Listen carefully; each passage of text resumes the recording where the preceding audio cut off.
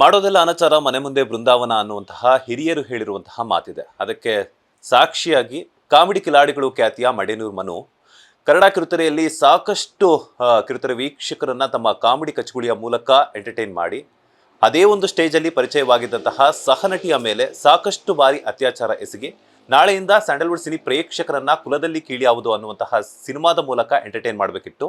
ಆದರೆ ರೀಸೆಂಟಾಗಿ ಅದೇ ಒಂದು ಸಹನಟಿಯ ಮೇಲೆ ಕ್ರೂರವಾಗಿ ಅತ್ಯಾಚಾರವನ್ನು ಎಸಗಿ ಸಿನಿಮಾ ರಿಲೀಸ್ ಆಗೋದಕ್ಕಿಂತ ಮೊದಲೇನೆ ಅವರು ಕಂಬಿಯನ್ನು ಎಣಿಸ್ತಾ ಇದ್ದಾರೆ ಪೊಲೀಸ್ ಠಾಣೆಯಲ್ಲಿ. ಸ್ವತಃ ತಮಗೆ ಅನ್ಯಾಯವಾಗಿರುವಂತಹ ಒಂದು ಸಂತ್ರಸ್ತೆ ನಮ್ಮ ಬಾಸ್ ಟಿವಿ ಜೊತೆ ಮಾತುಕತೆಗೆ ಸಿಕ್ಕಿದ್ದಾರೆ. ಯಾವೆಲ್ಲ ಒಂದು ರೀತಿಯಾಗಿ ಅನಾಚಾರಗಳಾಯಿತು, ಅತ್ಯಾಚಾರಗಳಾಯಿತು, ಹಾಗೆಯೇ ಯಾವ ರೀತಿ ಹಲ್ಲೆ ಮಾಡಿದ್ದಾರೆ ಅನ್ನುವಂತಹ ಸಂಪೂರ್ಣ ಡೀಟೇಲ್ಸನ್ನು ಸಂತ್ರಸ್ತೆ ನಮ್ಮ ಜೊತೆ ಶೇರ್ ಮಾಡ್ಕೊಳ್ತಾರೆ. ಮೇಡಮ್, ಕೊನೆ ಬಾರಿಗೆ ಯಾವಾಗ ಈ ಒಂದು ನಿರ್ಧಾರಕ್ಕೆ ಬರೋದಕ್ಕೆ ಏನು ಕಾರಣ ಅಂತ? ಬಿಕಾಸ್ ಯಾಕಂತಂದರೆ ಸಾಕಷ್ಟು ಬಾರಿ ಅತ್ಯಾಚಾರ ಮಾಡಿದ್ದಾರೆ ಅಂತ ಹೇಳಿದ್ರಿ ನೀವು. ಸೊ ಕೊನೆ ಬಾರಿ ಏನೆಲ್ಲ ಆಯಿತು, ಹಾಗೆಯೇ ಫಸ್ಟ್ ಟೈಮ್ ಎಲ್ಲ ಆಯಿತು ಅಂತ? ಫಸ್ಟ್ ಟೈಮ್ ಆಗಿದ್ದು ಒಂದು ಕಾರ್ಯಕ್ರಮಕ್ಕೆ ಅಂತ ಹೋದಾಗ, ಅಲ್ಲಿ ಕಾರ್ಯಕ್ರಮಕ್ಕೆ ಹಣ ಅಂತ ಕೊಡಕ್ಕೆ ಬಂದಾಗ ಅವನು ರೇಪ್ ಮಾಡಿದ್ದು. ಆ ಒಂದು ಅತ್ಯಾಚಾರಕ್ಕೆ ನಾನು ಫಸ್ಟ್ ಶಾಕ್ ಆಗಿದ್ದೆ. ನನ್ನ ಬೆಸ್ಟ್ ಫ್ರೆಂಡು ಜೊತೆಲೆ ಅಷ್ಟು ಓಡಾಡ್ತಿದ್ವಿ, ಆ ಥರ ಎಲ್ಲ ಒಂದು ನಂಬಿಕೆ ಇರೋಂಥ ವ್ಯಕ್ತಿ ಈ ಥರ ಮಾಡಿರೋದಕ್ಕೆ ಒಂದು ಫಸ್ಟ್ ಆಫ್ ಆಲ್ ಅದನ್ನು ಅಕ್ಸೆಪ್ಟ್ ಮಾಡೋಕ್ಕಾಗ್ತಿಲ್ಲ. ಇನ್ನೊಂದು ಬೆಸ್ಟ್ ಫ್ರೆಂಡು, ಇನ್ನೊಂದು ನಾನು ಕಂಪ್ಲೇಂಟ್ ಕೊಡಬೇಕಾ ಬೇಡವಾ ಅನ್ನೋ ಕನ್ಫ್ಯೂಷನ್, ಇನ್ನೊಂದು ಬೇರೆಯವ್ರಿಗೆ ಹೇಳಬೇಕಾ ಬೇಡವಾ ಅನ್ನೋ ಈ ಒಂದು ಕನ್ಫ್ಯೂಷನಲ್ಲಿ ತುಂಬ ದೊಡ್ಡ ಶಾಕಲ್ಲಿದ್ದೆ ನಾನು.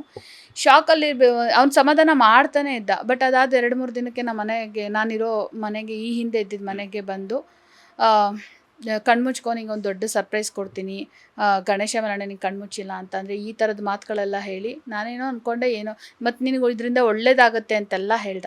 ಅದಕ್ಕೆ ನಾನು ಏನೋ ಕೊಡ್ತಾನೆ ಅಂತ ಅಂದ್ಬಿಟ್ಟು ಕಣ್ಮುಚ್ಕೊಂಡ್ರೆ ಇಮಿಡಿಯೇಟ್ ತಾಳಿ ಕಟ್ಟಿ ನೀನು ನಮ್ಮ ಅಪ್ಪಂಗೂ 2 ಹೆಂಡ್ತಿರು, ನನ್ನ ತಾತಂಗೂ 2 ಹೆಂಡ್ತಿರು, ನನಗೂ 2 ಹೆಂಡ್ತಿರು, ಆ ದೇವರೇ ವರ ಕೊಟ್ಟಿರೋದು, ಪ್ರಪಂಚದಲ್ಲಿ ಹೆಂಗಾರು 2-3 ಮದುವೆ ಆಗಿರೋರು ಇಲ್ವಾ ಆ ಥರದಲ್ಲೆಲ್ಲ ಹೇಳಿ ನಾನಾದರೂ ಪ್ರಶ್ನೆ ಮಾಡಿದೆ, ಅತ್ಯಾಚಾರ ಕಟ್ಟೋ ತಾಳಿಗೆ ಏನು ಬೆಲೆ ಇರುತ್ತೆ, ಇದಕ್ಕೊಂದು ವ್ಯಾಲ್ಯೂ ಇದೆಯಾ ಇದಕ್ಕೆ, ಹಂಗೆ ಅಂತೆಲ್ಲ ಪ್ರಶ್ನೆ ಕೇಳಿದಾಗ ಇಲ್ಲ.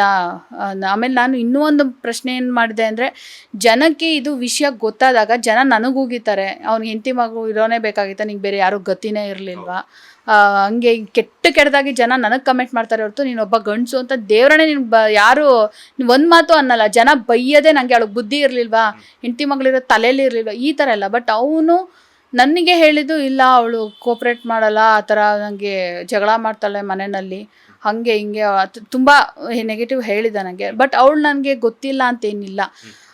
ನಾ ಫ್ರೆಂಡ್ಸ್ ಆಗಿದ್ದಾಗ ನಮ್ಮ ಮನೆಗೆ ಬರ್ತಿದ್ದ, ಹೆಂಡತಿ ಕರ್ಕೊಂಡು ಬರ್ತಿದ್ದ, ಮಗಳು ಕರ್ಕೊಂಡು ಬರ್ತಿದ್ದ, ನಾನು ಅವ್ರ ಮನೆಗೆ ಹೋಗಿದ್ದೀನಿ, ಅವ್ರ ಊರಿಗೆಲ್ಲ ಹೋಗಿದ್ದೀನಿ, ಅಷ್ಟು ಕ್ಲೋಸ್ ಫ್ರೆಂಡ್ಸು. ಅದೆಲ್ಲ ಆದಮೇಲೆ ಇವನು ನನ್ನ ಮೇಲೆ ರೇಪ್ ಮಾಡಿದ್ಮೇಲೆ ನಾನು ಹೇಳಿದೆ, ಈ ಥರ ನಿಮ್ಮ ಹೆಂಡ್ತಿಗಾದರೂ ನೀನು ಹೇಳ್ಬಿಡೋಣ ಅಟ್ಲೀಸ್ಟು ವಿಷಯನ, ನಾಳೆ ದಿನ ಗೊತ್ತಾದರೆ ಇದು ಮಾರಿ ಹಬ್ಬನೇ ಆಗ್ಬಿಡುತ್ತೆ, ಬೇಡ, ಯಾವುದೇ ಕಾರಣಕ್ಕೂ ಮುಚ್ಚಿಡೋದು ಬೇಡ, ಒಂದಷ್ಟು ಜನಕ್ಕೆ ಹೇಳ್ಬಿಡೋಣ, ಇದಾಗೋಗಿದೆ ಅಲ್ವ ಹೇಳ್ಬಿಡೋಣ. ಇಲ್ಲ, ಯಾವುದೇ ಕಾರಣಕ್ಕೂ ಹೇಳಬೇಡ, 2 ವರ್ಷ ಬಿಟ್ಟು ನಾನೇ ಹೇಳ್ತೀನಿ, ಹಂಗೆ ಹಿಂಗೆ, ನಾನೇ ಇದಕ್ಕೆ ನಾನು ತಪ್ಪು ಮಾಡಿದ್ದೀನಿ, ನಾನೇ ನ್ಯಾಯ ಕೊಡ್ತೀನಿ 2 ವರ್ಷ ಬಿಟ್ಟು, ಹಂಗೆ ಹಿಂಗೆ ಅಂತೆಲ್ಲ ತುಂಬ ನಂಬಿಸ್ತಾ, ಈ ಮಾಟ ಮಂತ್ರ ಮಾಡೋದು ಅದೆಲ್ಲ ಇದೆಯೋ ಇಲ್ಲೋ ದೇವ್ರನೇ ಗೊತ್ತಿಲ್ಲ. ಬಟ್ ನಂಗೆ ಅವೆಲ್ಲ ಏನಂತಂದರೆ ಒಂಥರ, ನಾನು ಇದ್ದಿದ್ದೆ ಅಲ್ಲೋನ್, ಒಬ್ಬಳೇ ಇದ್ದಿದ್ದು, ಮತ್ತು ಒಂಥರ ಯಾರೂ ಸುತ್ತ ಇಲ್ಲ, ಆ ಒಂದು ವೀಕ್ನೆಸ್ಗಳನ್ನೆಲ್ಲ ಕಂಡು ಹಿಡ್ಕೊಂಡು ನಾನು ನಿಂಗೆ ಅಪ್ಪ ಅಮ್ಮ ಆಗಿರ್ತೀನಿ, ನಾನೇ ನಿಂಗೆಲ್ಲ ಆ ಥರದ್ದೆಲ್ಲ ನಂಬಿಸಿ ನನಗೆ ಬ್ಯಾಕ್ ಟು ಬ್ಯಾಕ್ ಅವನಿಂದನೇ ಅಬಾರ್ಷನ್ ಆಯಿತು. ನಮ್ಮ ಮಗು ಉಳಿಸ್ಕೊಳ್ಳೋಣ ಅಂತಲೇ ಕೇಳ್ಕೊಂಡೆ. ಬಟ್ ಅವ್ನು ರೆಡಿ ಇರಲಿಲ್ಲ, ಬೇಡ ಈಗಲೇ ಅಂತ ಅಂದ್ಬಿಟ್ಟು ಅವನೇ ಬಲವಂತವಾಗಿ ಅಬಾರ್ಟ್ ಮಾಡಿಸ್ತಾ. ಲೇಟೆಸ್ಟ್ ಹಾಗೂ ಇಂಟ್ರೆಸ್ಟಿಂಗ್ ಸುದ್ದಿಗಳಿಗಾಗಿ ಬಾಸ್ ಟಿವಿ ಕನ್ನಡ ಚಾನೆಲ್ನ ಸಬ್ಸ್ಕ್ರೈಬ್ ಮಾಡಿ, ಹಾಗೆಯೇ ಬೆಲ್ ಐಕಾನ್ ಪ್ರೆಸ್ ಮಾಡಿ. ಇದರ ಜೊತೆಗೆ ಫೇಸ್ಬುಕ್, ಇನ್ಸ್ಟಾಗ್ರಾಮ್, ಎಕ್ಸ್ನಲ್ಲೂ ಮಿಸ್ ಮಾಡದೆ ಫಾಲೋ ಮಾಡಿ.